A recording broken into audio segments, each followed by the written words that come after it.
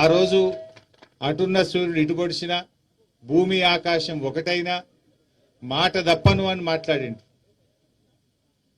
కురుమూర్తి వెంకటేశ్వర స్వామి మీద ప్రమాణం చేసి చెప్తున్న మాట దప్పను 15 ఆగస్టులోగా రైతుల రుణమాఫీ చేస్తా అని పార్లమెంట్ ఎన్నికల ముందు రేవంత్ రెడ్డి గారు ప్రజలకు మాట ఇచ్చారు. మరి నిజంగా మాట మీద నిలబడ్డారా? నేను ఇప్పుడు వస్తూ దారిలో ఒక ఊర్లో ఆగాను, నెల్విడి గ్రామంలో ఆగాను. అక్కడ రైతు లక్ష్మయ్య, అదేవిధంగా కృష్ణ యాదవ్, సీతమ్మ, శాంతమ్మ, కొంతమంది రైతులను అడిగాం రుణమాఫీ అయిందా అని. మాకు కాలేదు అని చెప్పారు. ముఖ్యమంత్రి గారు నేను అనుకున్నా, మొన్న ఈ మధ్య కురుమూర్తి దర్శనానికి వస్తే పాపం చేసింది కదా, దేవుడి మీద ఒట్టుపెట్టి మాట తప్పింది కదా, బహుశా కురుమూర్తి స్వామిని వేడుకుంటాడేమో, తప్పైందని క్షమించుమని వేడుకుంటాడేమో ముఖ్యమంత్రి అనుకున్నా. కానీ ఆయన ప్రాయశ్చిత్తం చేసుకోలేదు. ఇలా రేవంత్ రెడ్డి ప్రాయశ్చిత్తం చేసుకోలేదు. కానీ ఒక బాధ్యత కలిగిన నాయకుడిగా చూపిద్దామంటవా?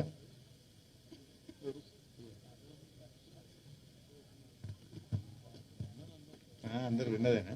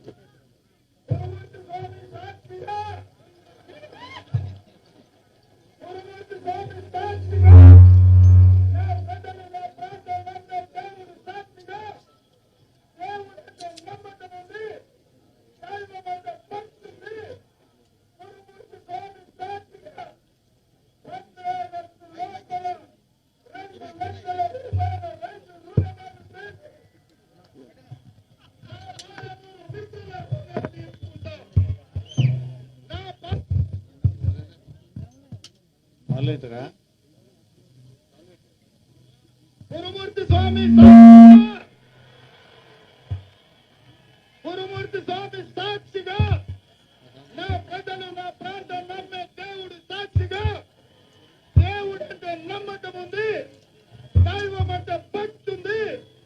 కురుమూర్తి స్వామి సాక్షిగా 15 ఆగస్టు లోపల 2 లక్షల రూపాయల రైతు రుణమాఫీ చేసి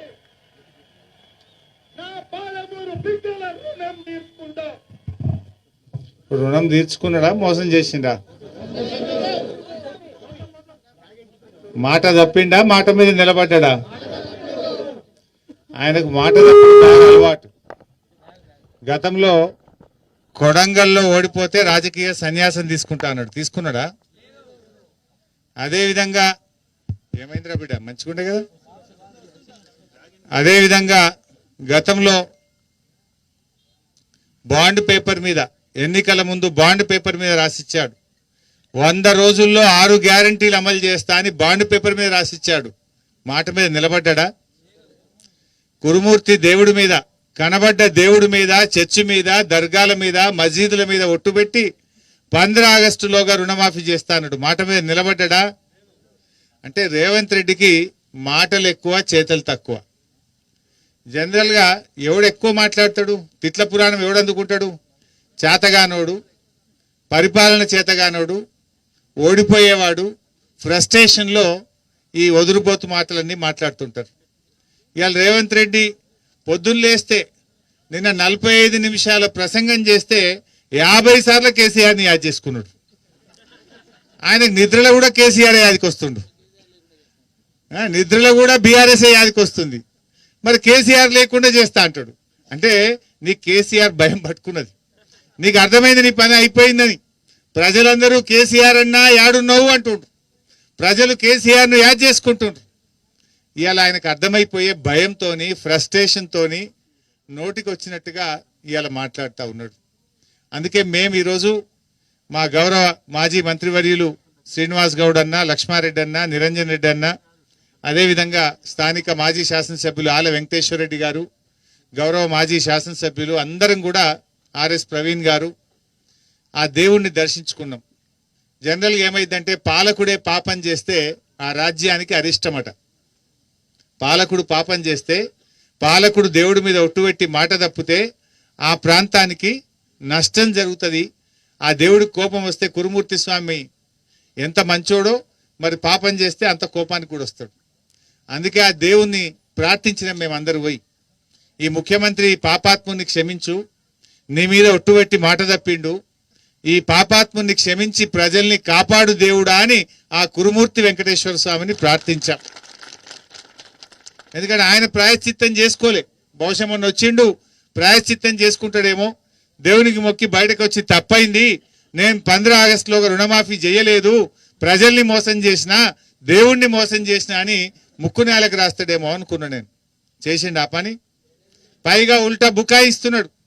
ఆ రోజు మొదలు చెప్పింది 41,000 కోట్ల రుణమాఫీ అన్నారు, తర్వాత 31,000 కోట్లు అన్నారు, బడ్జెట్లో 26,000 కోట్లు పెట్టిండ్రు. చేసింది ఎంత అంటే 17,000 కోట్లు. 42 లక్షల మంది రైతులకు రుణమాఫీ చేస్తా అని చెప్పి ఈ పుణ్యాత్ముడు 20 లక్షల మందికి చేసిండు, ఇంక 22 లక్షల మందికి రుణమాఫీ చేయలే. అంటే సగం కంటే ఎక్కువ రుణమాఫీ కాలే. ఇంకా ఈ ఉద్దారకానికి ఇంకేం మాట్లాడతాడు? హరీష్ రావు రాజీనామా చేయి, నేను రెడీగా ఉన్నా అని చెప్పిన అప్పుడే. నాకు ఈ రైతులకు మేలు జరిగితే, ఎందుకంటే కేసీఆర్ మాకు ఏం నేర్పిండు మనందరికీ? త్యాగాల పునాదుల మీద తెలంగాణ తెచ్చిండు కేసీఆర్. కేసీఆర్ గారు గడ్డిపోచల్లాగా ఎమ్మెల్యే పదవిని, ఎంపీ పదవిని, కేంద్ర మంత్రి పదవిని రాజీనామా చేసి ప్రాణత్యాగానికి సిద్ధపడి తెలంగాణ తెచ్చిన నాయకుడు కేసీఆర్. అసలు కేసీఆర్ కు రేవంత్ రెడ్డికి ఏమైనా పొంతనుంటే నక్కకు నాగలోకానికి ఉన్నంత తేడా ఉంటుంది. కేసీఆర్ తెలంగాణ లేకపోతే నువ్వు పిసిసి అధ్యక్షుని అవుతావా, నువ్వు ఈ రాష్ట్రానికి ముఖ్యమంత్రి అవుతావా? అది కేసీఆర్ పెట్టిన భిక్ష నీకు. కానీ నేనేం మాట్లాడతాడు? రాజీనామా చేయి. చేస్తా, దానికేమో కేసీఆర్ గారు ఆదేశిస్తే 3 సార్లు చేసిన. నిజంగా నువ్వు 15 ఆగస్టులోగా రైతులకు రుణమాఫీ చేసి ఉంటే నేను చేయడానికి సిద్ధంగా ఉంటుంది. చేసినావా నువ్వు? పైగా నువ్వు రైతుల్ని మోసం చేసినావు, ప్రజల్ని మోసం చేసినావు. ఈ రకంగా ఇలా ఏ విషయంలో కూడా రైతులకు మేలు చేయలే. నిన్న వరంగల్ పోయిండు. నేను అనుకున్న వరంగల్ పోతే ప్రజలకు ఏమైనా విషయాలు చెప్తాడేమో, 6 గ్యారంటీలు ఎప్పుడు అమలు చేస్తాడో, మహిళలకు మొదటి హామీ 2,500 ఎప్పుడు ఇస్తాడో ఇవన్నా మాట్లాడతాడేమో అనుకున్నా. ఏమైనా మాట్లాడిండా? తిట్లు తప్ప ఏమి లేవు. రేవంత్ రెడ్డి వచ్చినాక 2 వచ్చినాయి. అయితే దేవుడి మీద ఒట్లు, లేకపోతే తిట్లు. ఇంతకు మించి ఏమైనా ఉన్నాయా? మాట్లాడితే దేవుళ్ళ మీద ఒట్లు పెట్టి ప్రజల్ని మోసం చేసుడు, లేకపోతే ప్రతిపక్షాన్ని తిట్టుడు. ఇంతకు మించి నువ్వు చేసిన పని ఏమున్నది రేవంత్ రెడ్డి? నేను అనుకున్న వరంగల్ పోతే ఏమన్నా రైతు డిక్లరేషన్ వరంగల్లో చేసింది కాంగ్రెస్ పార్టీ. ఎన్నికల ముందు ఏం చేసిండ్రు? వరంగల్లో రైతు డిక్లరేషన్ పెట్టి రైతులకు ఏమేం చేస్తామో 9 రకాల హామీలు ఇచ్చారు. నేను అనుకున్న రేవంత్ రెడ్డి గారు ఈ 9 ఒక్కటి కూడా చేయలే కదా, ఆ వరంగల్లో చెంపలేసుకుంటాడేమో, రైతులను మోసం చేసినా నాకు ఇంకో ఏడాది టైం ఇయ్యో, 6 నెలలు టైం ఇయ్యని చెప్తాడేమో అనుకున్నా. రైతు